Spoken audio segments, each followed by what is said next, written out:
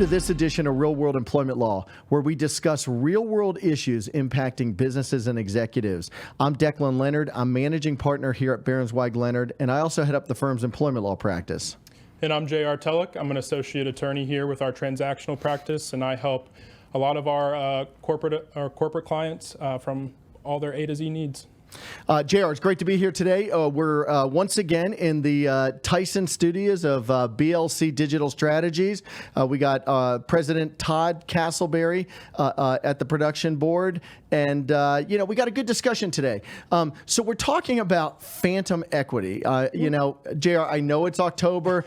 Tell me this is not some Halloween gimmick. What is phantom equity? Nope, it's not some Halloween gimmick. Phantom equity, it's a bit of a misnomer because the employee that's participating is not actually receiving actual equity as we would typically think about it. Okay, so when we're talking about equity, I mean, sometimes, I know you're a transactional lawyer, you deal in this world every day, but when we're talking about equity, what are we really talking about at the end of the day? Essentially, equity is just ownership in the company. You get to participate and vote as a typical owner would. Okay, so if you're in a corporation, you're a shareholder. If you're in a limited liability company, you're a member. But it's somebody who is an owner who actually, just the traditional status of owner. So how is that different being a real equity owner versus phantom equity?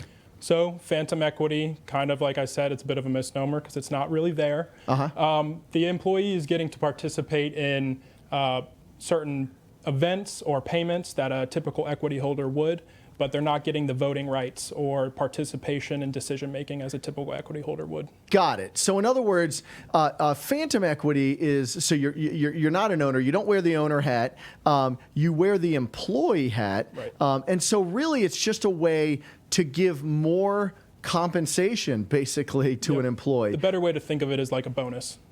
Okay, so it's just a bonus, like the same way employees might get a end-of-year bonus, holiday bonus, stuff like that. Yep. Having phantom equity. So what types of things would you get with phantom equity? Like what kind of bonuses? So you can participate in distributions that the way just a typical owner would. You would get paid at when and if owners receive those distributions. And you can also receive payment upon a triggering event. So we would typically think of a change of control, which is just the sale of the company or something like that. Okay, so it seems like phantom equity would be reserved for probably a higher level of employee, somebody in the senior, a senior role within a company, right? Right, and I like to think of them in two tiers, right? So you have tier one, which is your profit sharing, as well as that participation in the triggering or sale of the company, and the tier two is just that typical participation in the sale. Got it. Okay. And then, if I'm an owner and I get a distribution, I know that that's usually going to be taxed at capital gains. And you and I do not pretend to be tax lawyers, but, we know enough to be dangerous. Right. How is that different than phantom equity?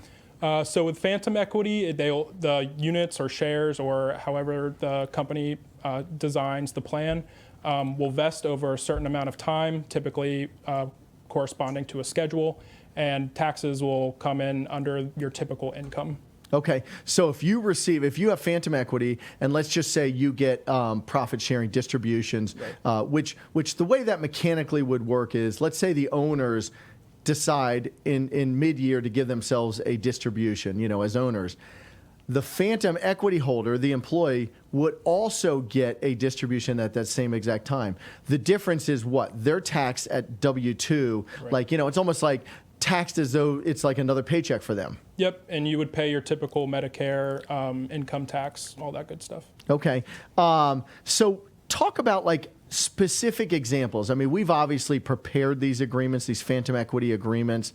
Talk about sort of the mechanics of what one looks like from a timing standpoint, from it is based on the employment status. So what happens if there's a change in that? So kind of walk us through what you've seen and how you've drafted these. Yeah, so there's considerable flexibility in how these plans are drafted and designed.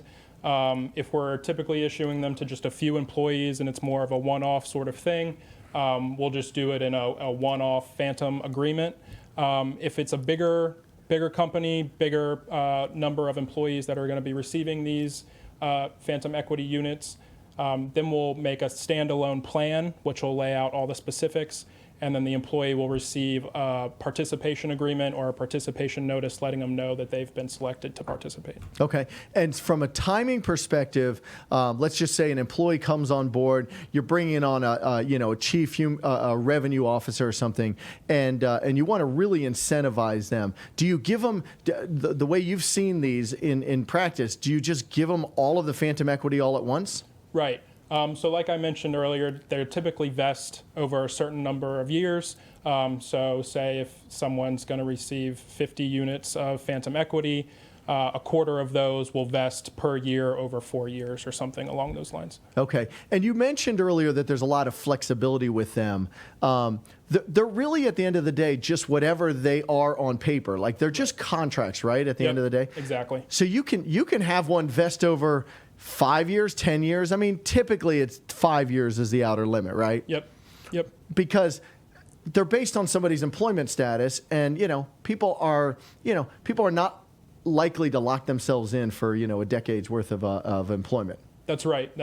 And typically you'll see in these contracts that if somebody leaves the company, that the phantom equity will terminate and they will no longer be subject to any payouts or participation in those triggering events. Got it. So because of that, it's a way to put more money in employees' pockets to incentivize them financially, but it's also a mechanism or a way to kind of keep them on board for a long time. Like, in other words, to try to retain their services. Because if an employee knows that if they leave, they lose their phantom equity, they might be incentivized to stick around for a little bit longer to make sure, hey, maybe there's going to be a sale of the company down the road. Let's wait it out, So that's another reason to do it. Yeah, and you'll also see a lot of companies trying to protect themselves within the phantom equity agreement, making it clear that the employee might have to stay through the end of those payment dates or through the change of control. Okay. Now, what about a scenario? I'm looking at it from the employee's perspective. Okay, they're working there, they're chugging along, and all of a sudden they're terminated, which means they would lose their phantom equity.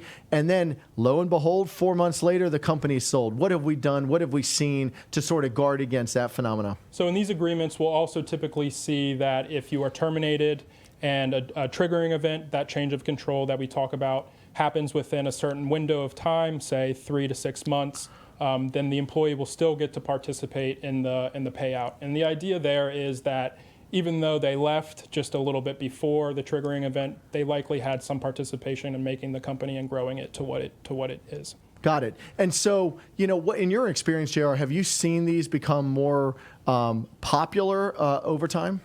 Yeah, and definitely within the market that we're in now, companies are more strapped for funds, need clever ways to incentivize their employees, and the phantom equity agreements are a great way to do that. Well, fantastic. So it sounds like, just to kind of wrap it up, sounds like phantom equity is just a great way to incentivize and perhaps retain key employees without having to go through all the process of issuing stock, and because that's got a lot of strings that come along with it when you're talking about real ownership. So, well, listen, fantastic, great discussion today. Thanks, JR, for joining me. Absolutely, and thanks for having me.